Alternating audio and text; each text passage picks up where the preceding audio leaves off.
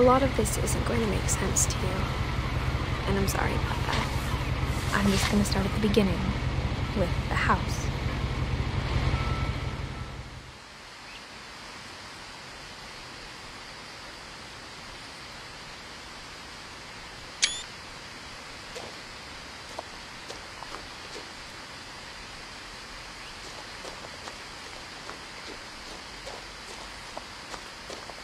I lived here until I was 11, but I wasn't allowed inside half the rooms.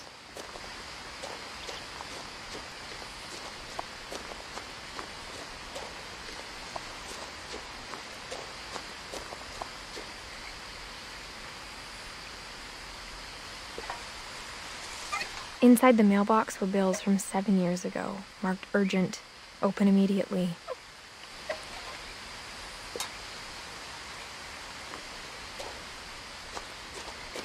I hadn't been back since my brother Lewis's funeral.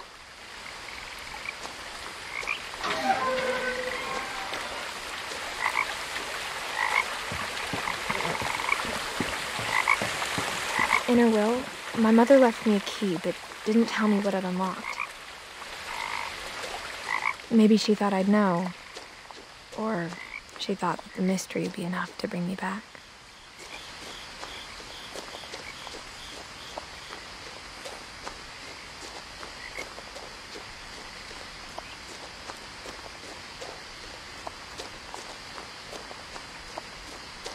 No one had driven this way in a long time, but I saw a few hoof prints.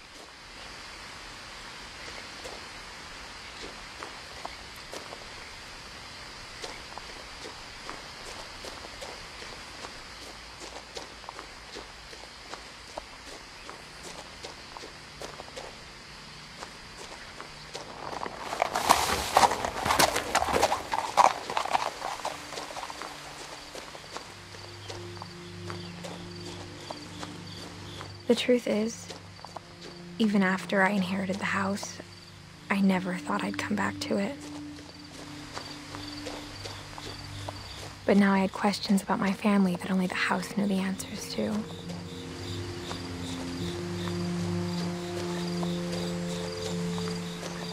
The house was exactly like I remembered it, the way I'd been dreaming about it.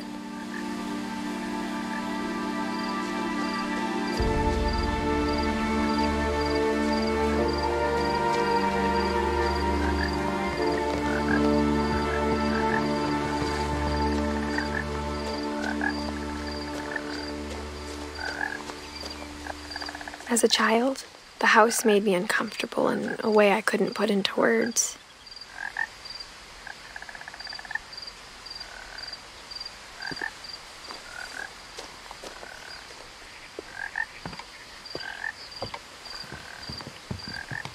Now, as a 17-year-old, I knew exactly what those words were. I was afraid of the house.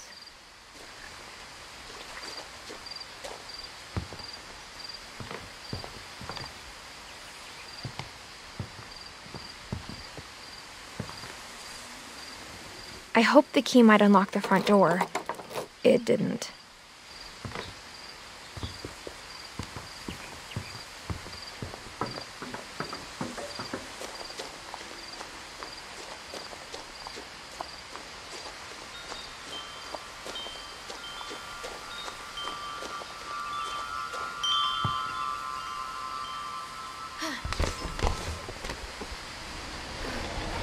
Crawling through the doggy door used to be a lot easier when I was 11.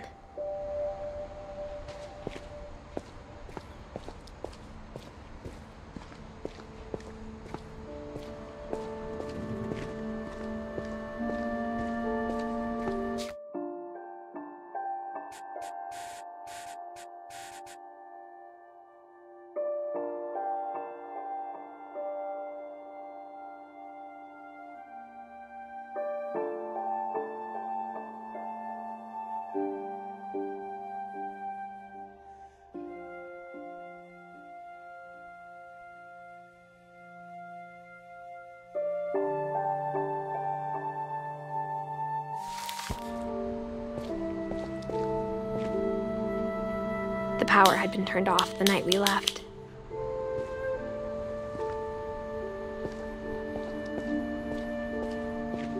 For the first time in years,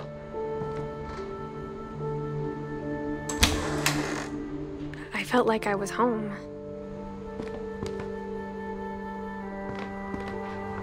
But instead of a family, there were just memories of one.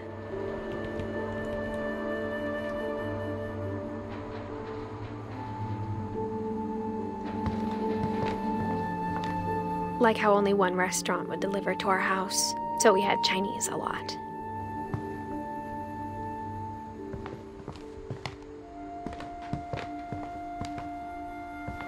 Or how after Louis started working at the cannery, we all got sick of eating salmon. Except our cat, Molly. The table was still a wreck from the night we left. It was like a bomb had gone off, killing everyone but sparing the furniture.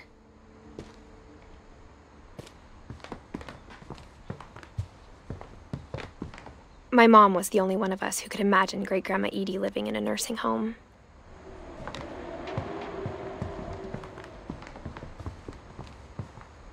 Nothing in the house looked abnormal. There was just too much of it, like a smile with too many teeth.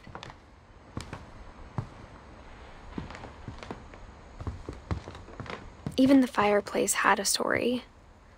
Edie told me the bricks came from the original house, after it sank.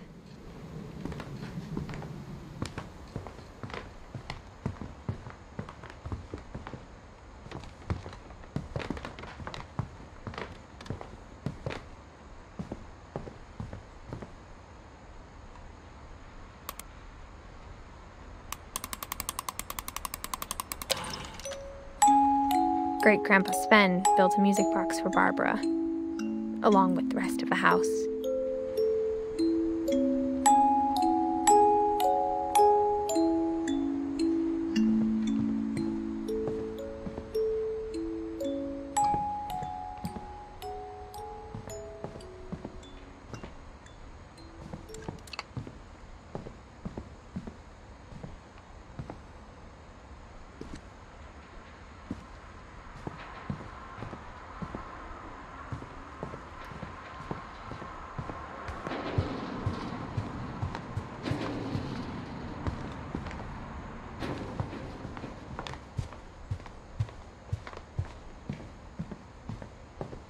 Mom always told me to stay out of the basement, so I wasn't too surprised when the key didn't fit.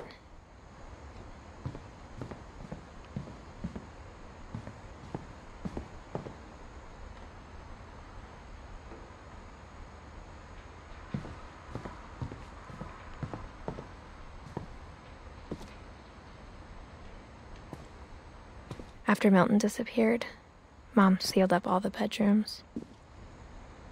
Then Edie retaliated and drilled peepholes.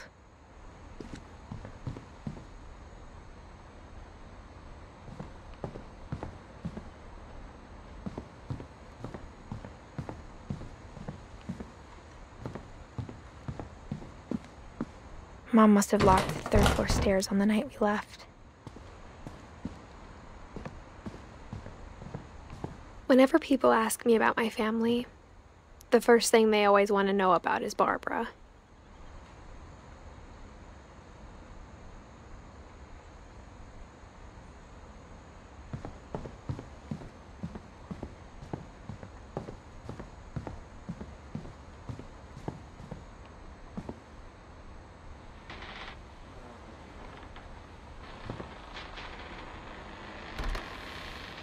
My Grandpa Sam spent 7 years sharing a room with his dead brother, Calvin.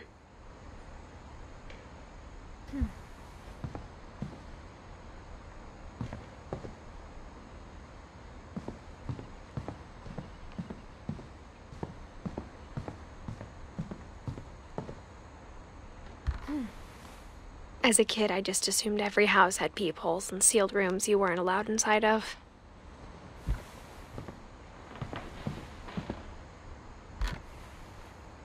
The last time I was in Edith Sr.'s room, I was 10 and she was painting my portrait.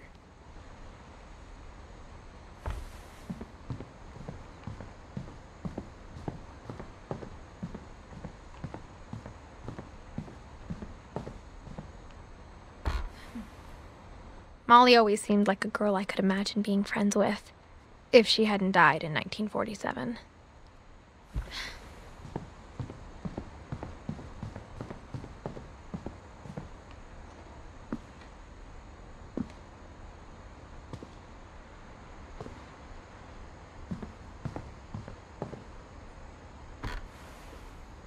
Edie told me once that every Finch who ever lived is buried somewhere in the library.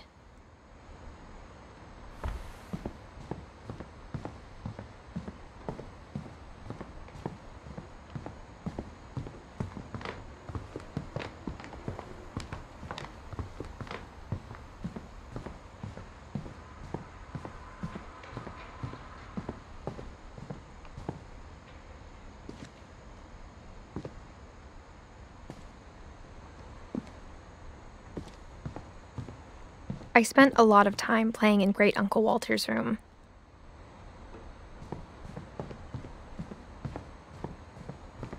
Lewis told me there were secret passages, but I never believed him.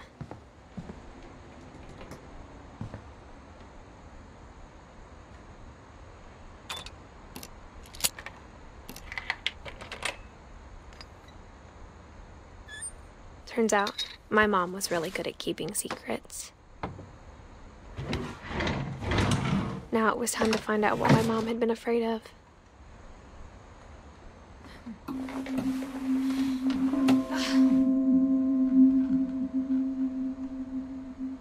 Reading this, maybe it sounds like I had a plan. From the paintings on the wall, it was clear my brother Milton had been here before me.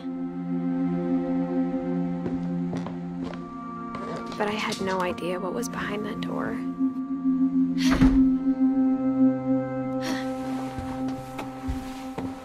Just like I had no idea where all this was gonna lead.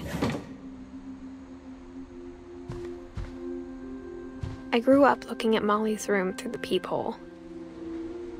Being inside for the first time, I felt like I'd stepped behind a painting.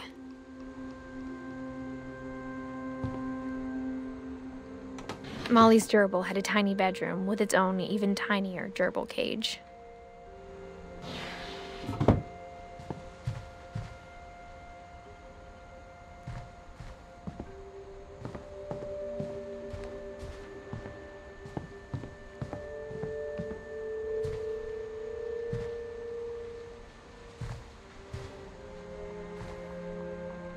I got the sense Edie had spent a lot of time here.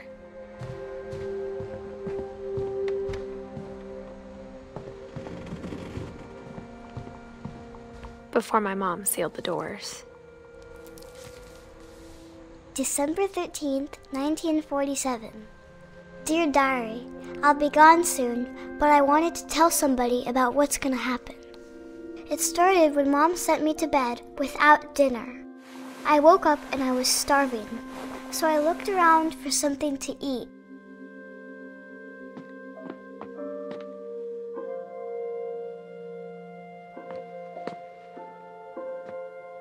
The gerbil food was dry, but I didn't mind it. My Halloween candy was all gone.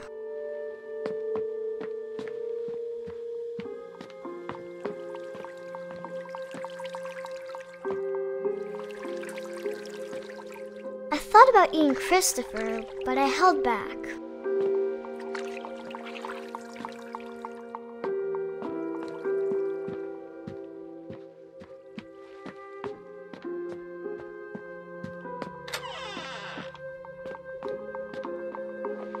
I kept eating and eating.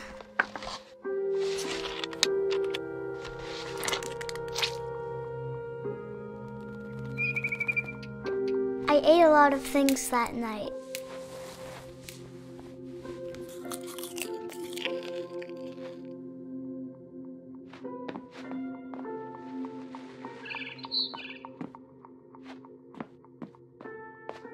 Then I heard chirping outside my window. It was a barn swallow going back to her nest. I reached out for her.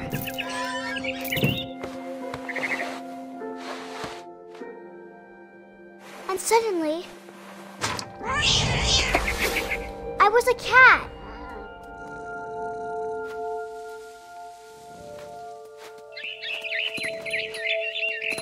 I tried to be quiet, but the bird was really scared.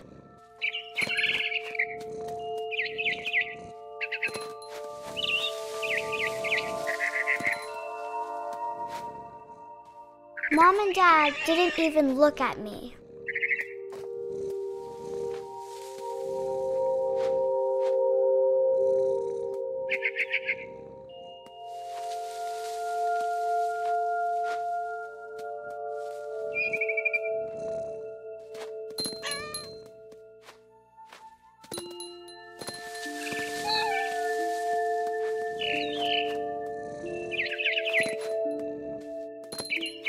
The babies were all gone.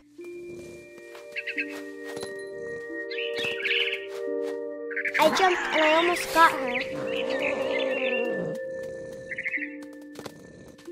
I could tell she was getting really tired. Now I was up in the big tree. I promised Dad I wouldn't climb it anymore. All I cared about was eating that mama bird. I gobbled her up. And suddenly, I was an owl. First, all I heard was the wind. Then I heard little teeth nibbling in the grass.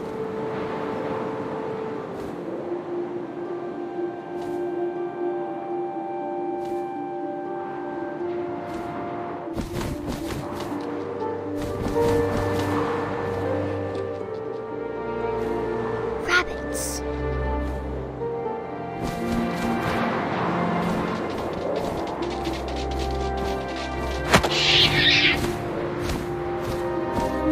I imagined his face looking up and seeing mine through my talons. I swallowed him up, and I didn't chew one bit. Then I flew off to find something bigger.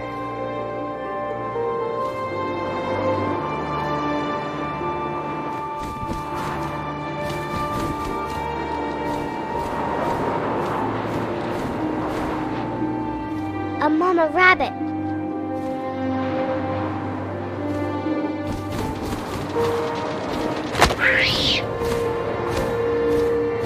She was almost too big to carry. I started choking, but I couldn't stop eating. And suddenly, I was a shark.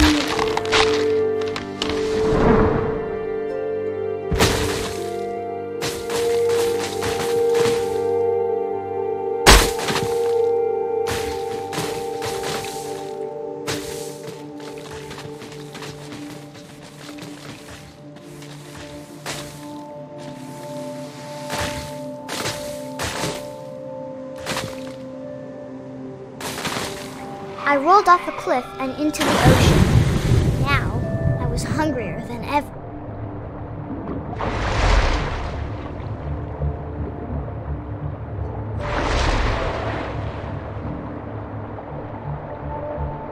I wanted fat, juicy seals.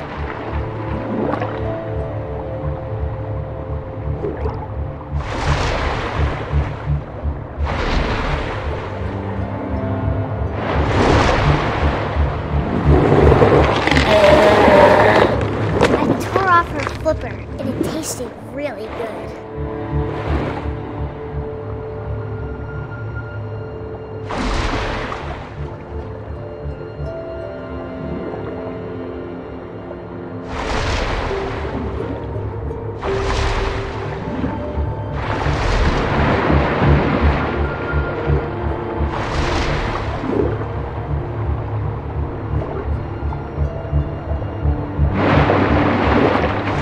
Grabbed on tight.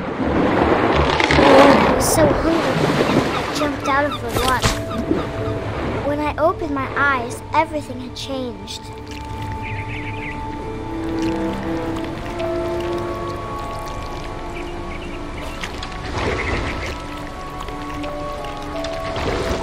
Now I was a monster, and I smelled people everywhere.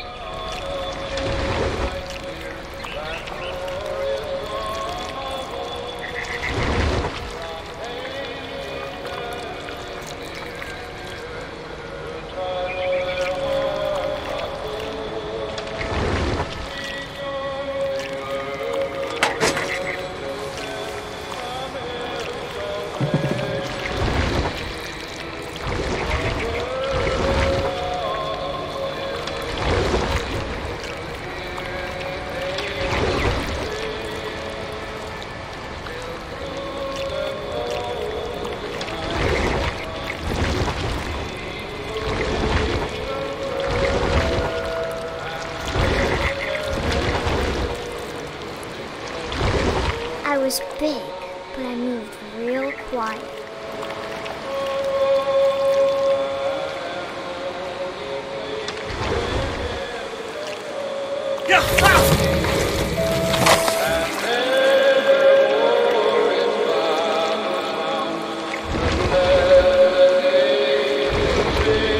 I wanted to stop, but also I didn't.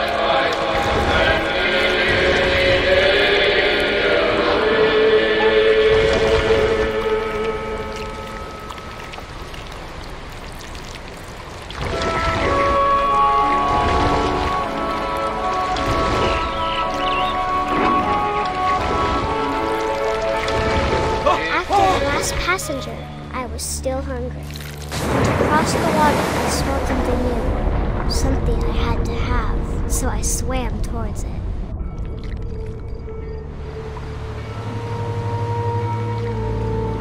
I slithered onto the sand, and the good smell went into an old pipe.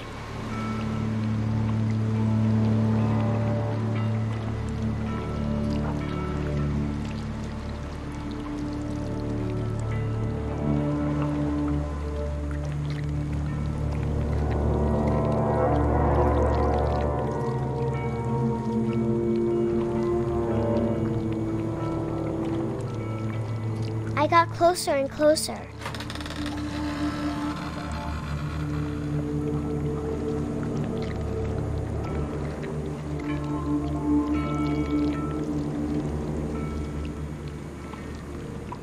All of my stomach started growling. And suddenly, I was me again. I held my breath for a long time, but I couldn't hear anything. I think it's waiting for me to fall asleep. But it's not going to wait much longer. It needs to feed, and we both know I will be delicious.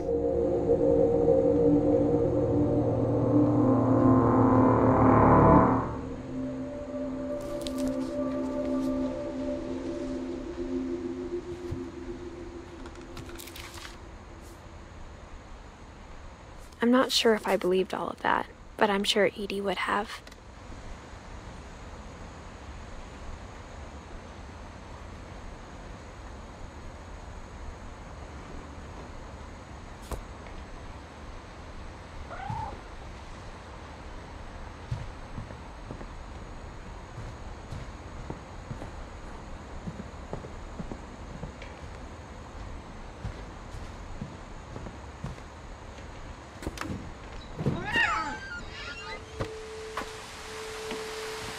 This will be obvious later, but my mom never told me any of these stories. Edie would have, but Mom didn't like bringing up the past. Though, when we adopted a stray kitten, she was the one who named it Molly.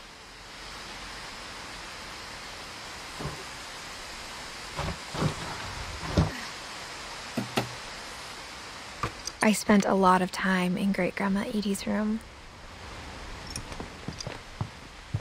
We got along, and it was a good place to hide from my mom. Her room was like a museum.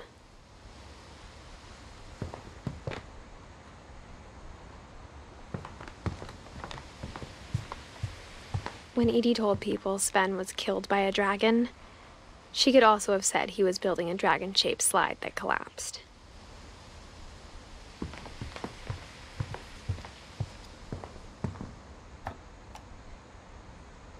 For 500 years, the Finches have been famous throughout Norway for their fortune and misfortune.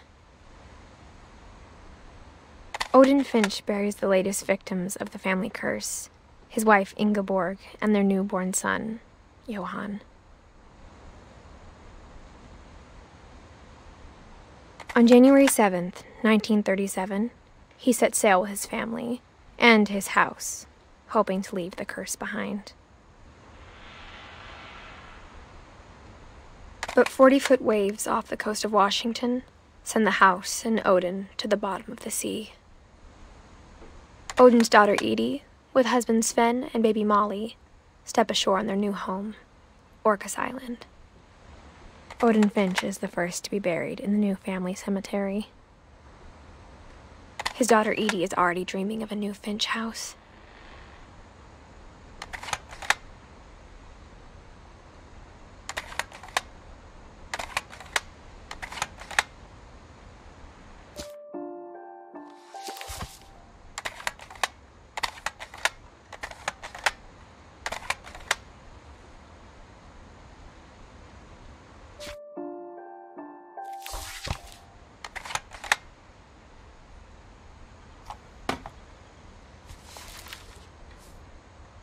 Whatever's wrong with this family, it goes back a long ways.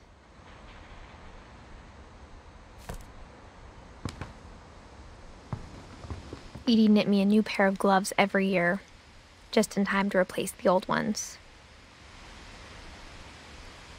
Louis died a week before we left, but Edie had already started to memorialize him.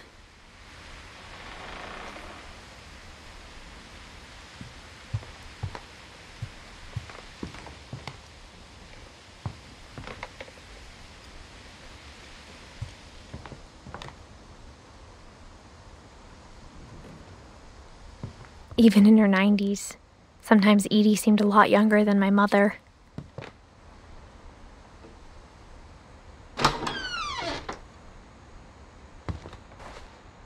The only trace Grandpa Sam's first wife Kay left on the house was the pink bathroom. It was a pretty big trace.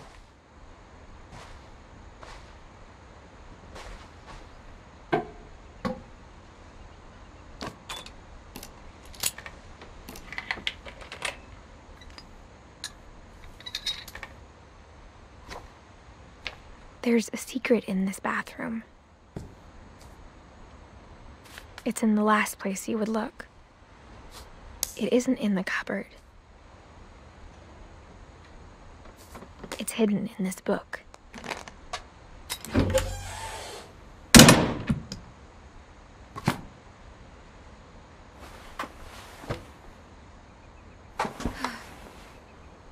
Sven gave Sam an old camera he'd refurbished. He never put it down.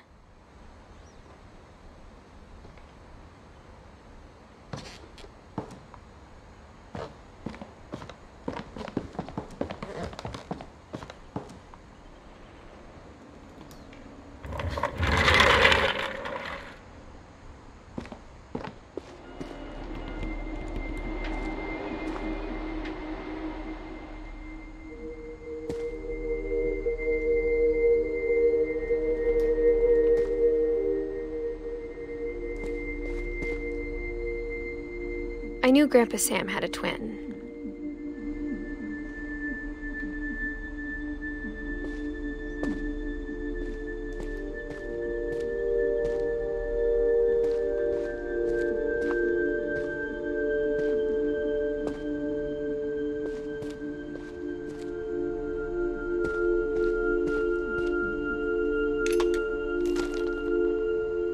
And that he never talked about him. I guess my grandpa didn't like history any more than my mom did.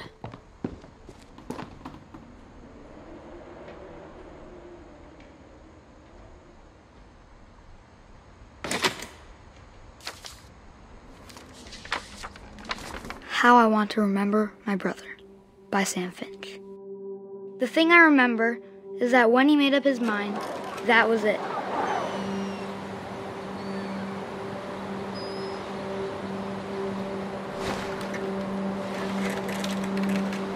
My brother said he'd die before he ate another mushroom, and he did. At Barbara's funeral, we swore we'd never be afraid again, and he wasn't. I think Calvin always wanted to fly. Sam! Calvin! Dinner's ready! Coming! But that day, he finally made up his mind to do it. I told him going around was impossible. Maybe if I hadn't said that. Calvin, I'm not gonna tell you again. Maybe if the wind hadn't picked up. Then maybe he'd still be here. But I doubt it. I think he'd already made up his mind. That's what I want to remember about my brother.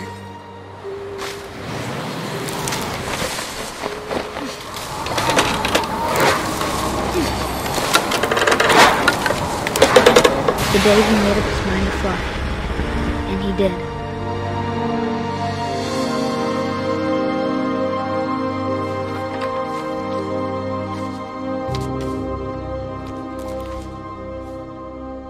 Calvin's story felt strangely familiar. When I was younger, I remember trying to do the exact same thing.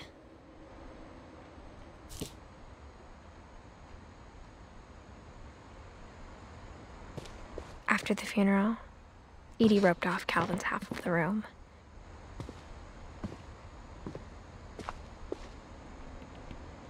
Mom said Grandpa Sam enlisted at 18 and never set foot in the room again.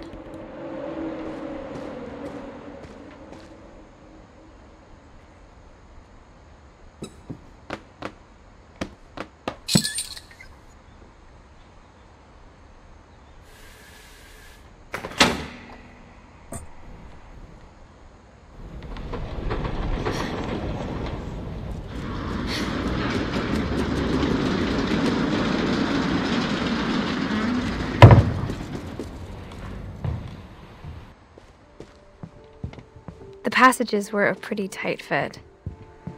They'd obviously been built for smaller hands and bellies.